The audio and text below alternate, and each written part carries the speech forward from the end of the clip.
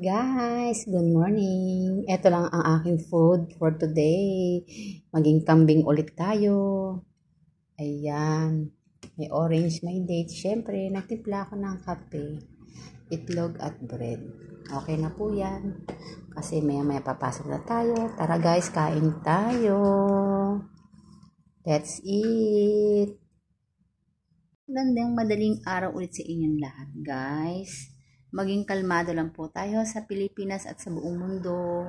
Basta prayer lang po, makakauwi rin po sa ang ating pinaglalaban na si Tatay Digong.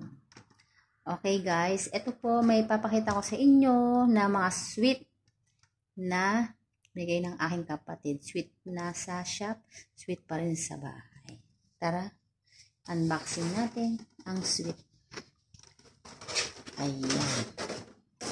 Isa po siyang napakarami. Hindi ko po alam kung paano ko kakainin itong mga sweet na to. Ayan. Tara guys, ang dami. Diba? Sweet yan. Tapos ito naman ang naman ito. Ayan. Tignan natin. Yan po ang mga sweet. Ayan, nakita ko na naman itong mga sweet. Ito po yung mga sweet ko nung araw na nakikita sa kabila sa restaurant. Ayan guys. Ang masarap ito. Tingnan natin. Para siyang yung ano ba yun? Para siyang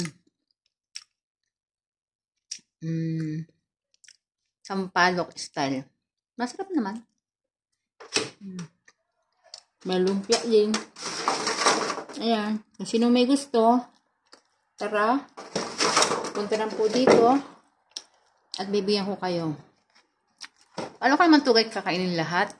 Araw-araw naman sweet ang binibenta namin. Diba? Mga sweet to mga guys sa Ramadan.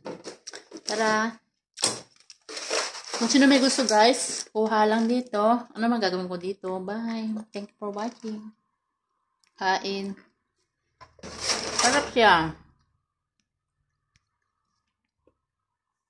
Ay, sinong may gusto ng ulam? Eto, di ka na, nagpaksiw ako ng ulam na isda. Tara na, kain tayo. Ako na naman mag-isa kakain nito. Kung pwede ko nga lang iba to sa mga aso ko. Diyan. Para meron silang pagkain. Tara, masarap to. Ay, nadobo ko siya. Kain. Sino may gusto?